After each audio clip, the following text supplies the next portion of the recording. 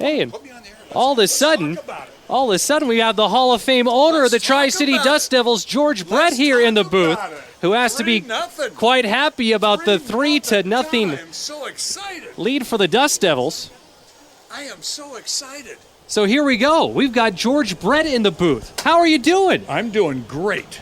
I got a little wager with my brother on this game. Well, for folks who don't know, Brett Sports, Bobby Brett, you're part of the ownership group for the Dust Devils, and Bobby, part of the ownership group for the Spokane Indians, as the pitch drops in for a strike. And I think it actually is. I own the Dust Devils, and he owns Spokane. Did I say it backwards?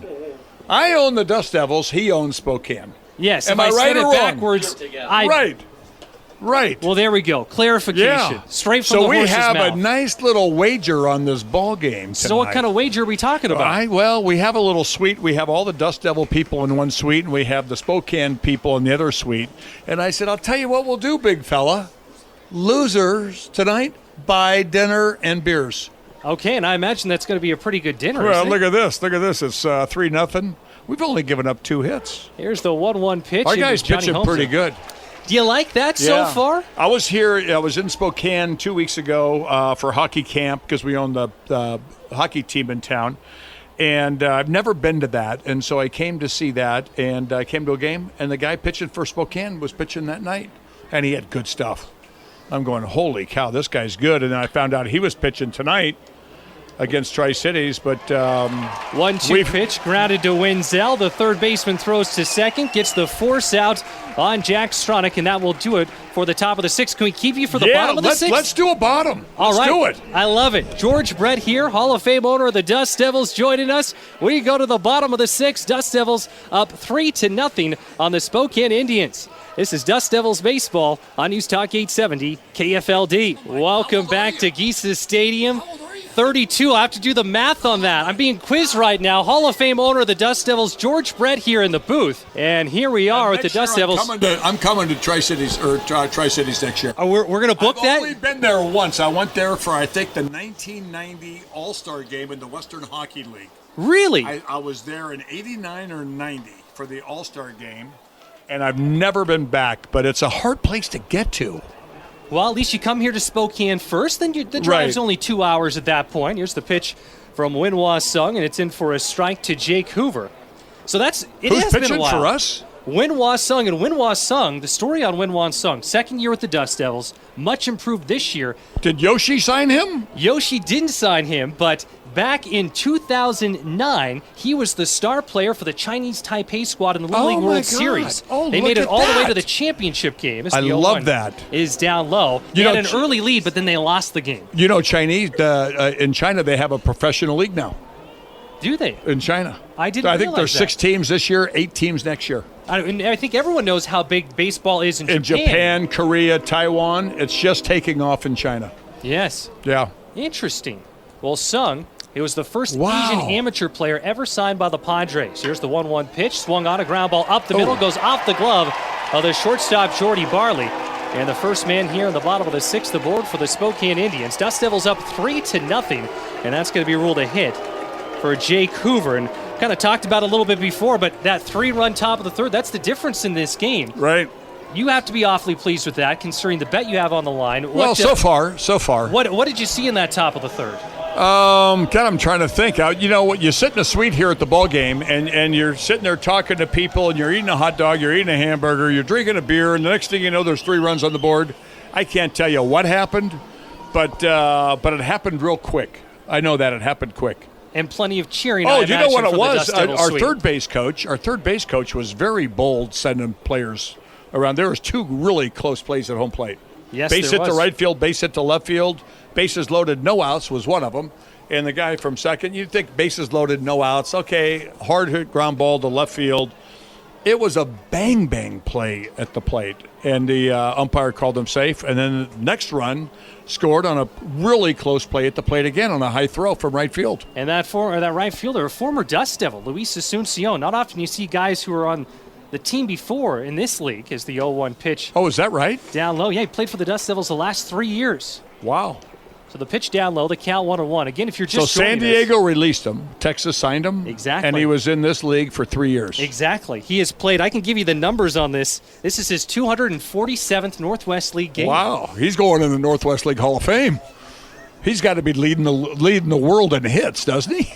He's got a lot of those career records when you look just straight up as the career. That's not a good career record to have. Probably not one you're going for, but he's still a fairly young guy. So I've always said the worst award you could win is the comeback player of the year.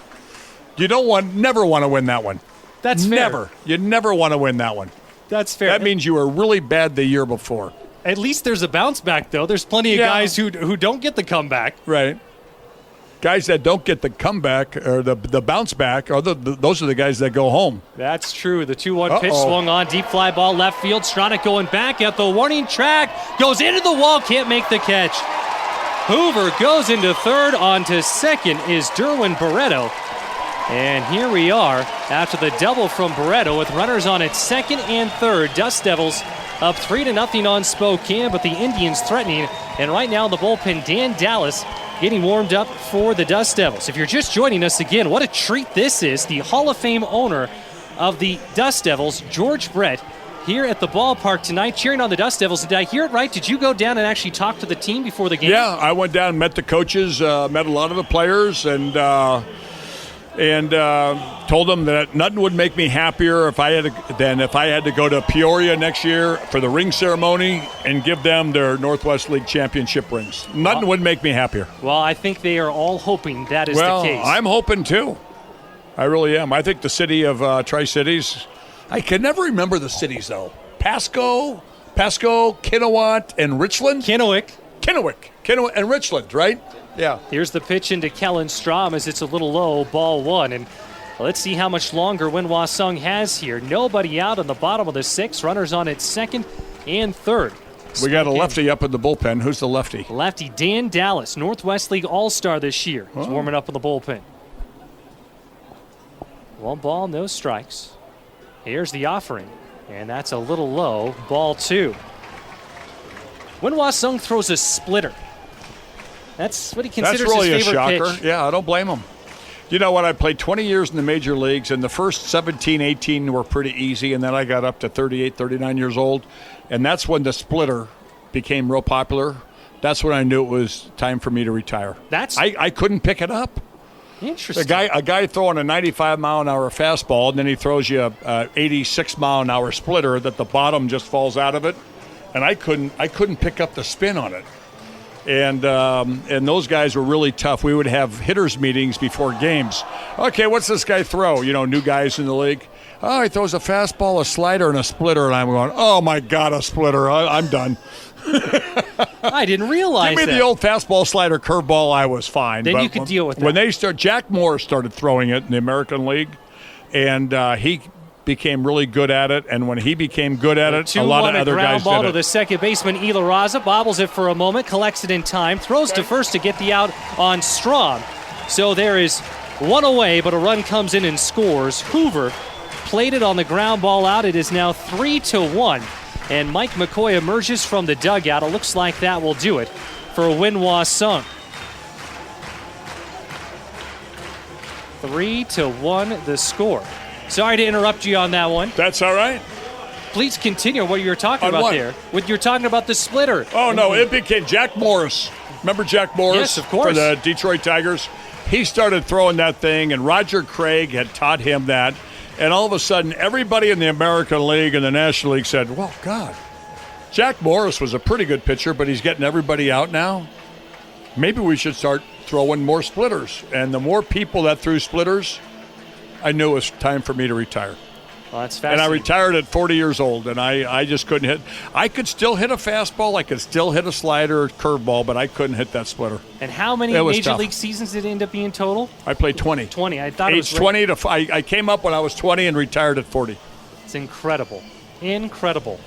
So when you're not out rooting for the Dust Devils, is Kansas City home for you full-time? Yeah, well, pretty much full-time. I have a home in Arizona, but I spend 90% of the time in I'd say 80% of the time in Kansas City. I go to spring training with the Royals every year, and they're in Surprise right down the road from Peoria, where you guys are, the Padres team. And I go out there for 6 weeks for that. And since I was out there for 6 weeks and all my kids had graduated high school and they were on their own doing their own thing, I just decided, why don't I spend more time out in Arizona? So me and my wife bought a home there about 3 years ago, and I love living there off and on in the winter and all the spring training. That's fantastic. And how often do you get to Spokane to razz your brother This Bobby? is the first time I've been here in 5 years. Really? I was here 2 weeks ago for hockey camp, and then I heard that, I knew Tri-Cities was having a good year, and they said we might play each other in the playoffs. I said, if that happens, I'm coming back. So I came back, flew in today. I got to be in Idaho Falls tomorrow or Friday for George Brett bobblehead night. Wow! So for the that's Idaho where Falls the Royals. Chuckers, That's yep. where the Royals short season team is, and the Royals asked me if I would do a bobblehead night there, and it happens to be Friday night. So I said, well, that's perfect. I'll come out here Wednesday, go to the game Thursday, and fly over there Friday, and fly back to Kansas City on Saturday. Well, perfect. So I get to see two of my favorite teams in the Northwest League. That's fantastic. Dan Dallas now out on the mound. Blaine Crim, the first pitch. Play a little golf at Coeur d'Alene Country Club tomorrow, which will be fun, and then fly over to Tri-Cities. Or where am I going tomorrow? Idaho Falls. Idaho Falls. Here's the 1-0 pitch. Swung on a hard hit line drive. Whoa! Snagged on a hop by Melian. He throws across the diamond to first, and he gets the out on Crim. Now, if George Brett... Okay, that's the E5 if I'm playing third base. That's E5. Not only did he dive towards the ball, I would have dove the opposite way. That ball was hit too hard for me. Now, and if I would have caught it, I would have thrown it away. And that guy just got called up. He was a supplemental first-round pick this year, wasn't he? He was Melian. He got called up here to play, right? That's Spokane's third baseman. Oh, that's Spokane's third baseman? No, it's not. So that Kelvin Melian out there Has he made been that there play. all year? He's been there all year. Actually, the first game he played in is there's 2 outs now, 3-1 Dust Devils lead. Here's the pitch a little bit low. The runner will try to come in and score, and there will be no throw to the plate. Head first slide from Barreto. And on the wild pitch, Spokane pulls within 1. It is 3-2. I've gotten too much information tonight on both teams. I thought this guy, the third baseman for Tri-Cities, was called up recently. So he was not a supplemental first pick? He was not. So the third baseman for Spokane was the 41st overall pick. But Kelvin Melian had a play almost exactly like that in his first game with the Dust Devils this year, and it kept a no-hitter intact. There was a no-hitter back on June 29th, and he saved it. Yeah. Were you ever involved in a no-hitter? Yeah. 2. Which ones were they? Brett Saberhagen and Steve Busby. Did you have on Brett Saberhagen? Did you have a play like that? No, I had a Steve Busby, a ground ball down the third base line in Tiger Stadium, and I backhanded it and threw the guy out at first, and that was about the third inning, so you're not even thinking about it. And then all of a sudden, ninth inning, you're going, oh, my God, don't hit it to me. That's fair. But in the third inning, I didn't mind it. The 2-0 pitch swung on and fouled off. Man, that was a good play, though. That was a fantastic That could have been a SportsCenter play of the week. I feel like it could have been your top stamp 10. of approval, No, that was a really good play. That's all you need right there. 3-2. Well, this one's tightened up a little bit here, George. That's all right. We're fine. The count 2-1. Now the pitch swung on a foul back. Where did you play when you were at this level? You didn't play in the Northwest League. Where did you play when you were starting out your minor league career? Billings, Montana, my first year, 1971. 72 played in San Jose in the Cal League. 73 played in Omaha, which is AAA, in the big leagues, and then 74 in the big leagues. But, you got to remember, the Royals became a team in 69. They didn't have all this past history of, 50 years of drafts and all that stuff. I was with an expansion team. So I got to kind of go up. I never hit 300 in the minors, and I was in the big leagues at 20 years old. So it was a little easier for me than it is for a lot of these guys out here. The 3-2. You got the Texas Rangers in San Diego. They've been around for a long time. They've been drafting. They've been procuring these players for a long time. It takes these guys a little bit longer. I had 2 years of guys to pass, so it was a little easier for me. Wow. But still, once you got up there, 20 years in a Hall of Fame career. As there's a walk issued by Dan Dallas to David Garcia.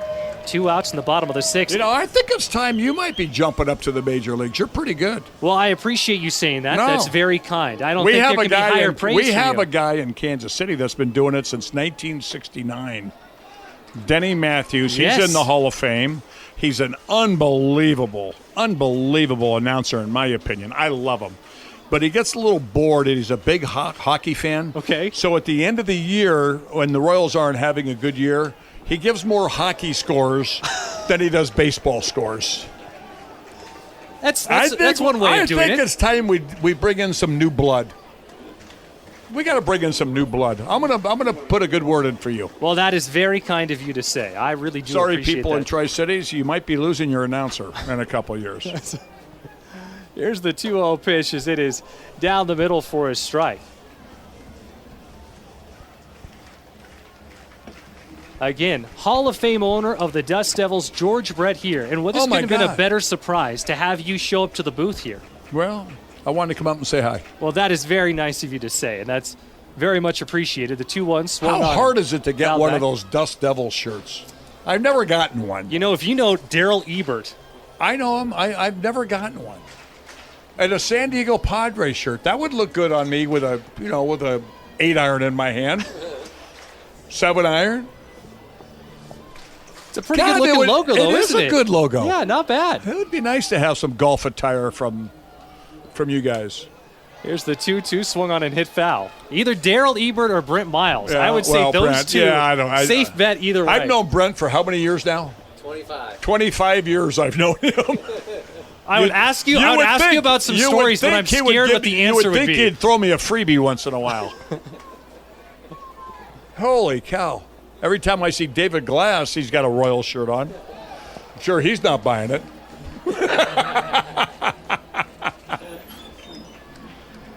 2 runs in here in the bottom of the 6th inning. Dust Devils up 3-2. How big is it in a playoff series to win Game 1, especially when it's a It's best huge. of 3 series? Oh, it's huge. Really big. That's exactly Hey, my what brother Dust Devils John trying to just do. stopped by. He has the beer concessions right behind home plate. He drives a Mercedes. He's got 3 horses, and he's a scratch golfer. Boy, those sweet lies. Let's run in the family, right? Yeah, evidently. 3 balls, 2 strikes. Dust Devils trying to get out of Come this on, inning with the come on. lead intact. We can do it. Tying run at first. Go-ahead run at the plate. The payoff pitch swung on, lifted up, foul territory, That's in first play. base That's side. in play. Becker on the move, going for the Oh! over-the-shoulder catch, but he is unable to come away with it. Picks himself up. Luke Becker, second-year Dust Devil, drafted out of the University of Kentucky. Okay. His family has a big farm in Minnesota. Don't. 100,000 pigs and 1,000 acres of corn. It's been very interesting to talk to him and Wow. his family about it. When you said he went to Kentucky and his family had a farm, I was hoping you said a thoroughbred farm. Yes, not that. Not Not that, but quite. Thoroughbreds are a little different category than pigs and corn, but I'm sure they're doing just fine. Yeah, are thoroughbreds? Is that a passion of yours? We used to be in the horse business. Okay. No longer. Okay. Tough business? A really hard business. Okay. Really hard business. It's the worst business in the world to be in. Really? I think the pig business would be good. the 3-2 swung on and fouled You know back. how many times I barbecue or grill pork chops at my house when my kids were at home? I can only imagine. I'd say 2 or 3 times a week. They loved them. Wow. Well, maybe some I of don't them know came if from they his love. family's I farm. don't know if they love pork or if they like the way I cooked them. That's the problem. Is that your specialty, the pork chops? Pretty good with a pork chop. Okay. Pretty good. Pretty good. So when you come to the Tri-Cities next summer, Oh, I might have to have a gonna pork chop cookout. here's the 3-2. It is swung on and missed. Winslow strikes out. That does it for the bottom of the 6th. I could do this all night, but I know you have places Yeah, to I go. gotta go. It is a Hey, pleasure. thanks for having me. It was a lot of fun. Next year in the Tri-Cities, that's the word, right? If we win, I'm coming. Perfect. Again, that is the Hall of Fame owner of the Dust Devils, George Brett, spending a few minutes with us here in the booth.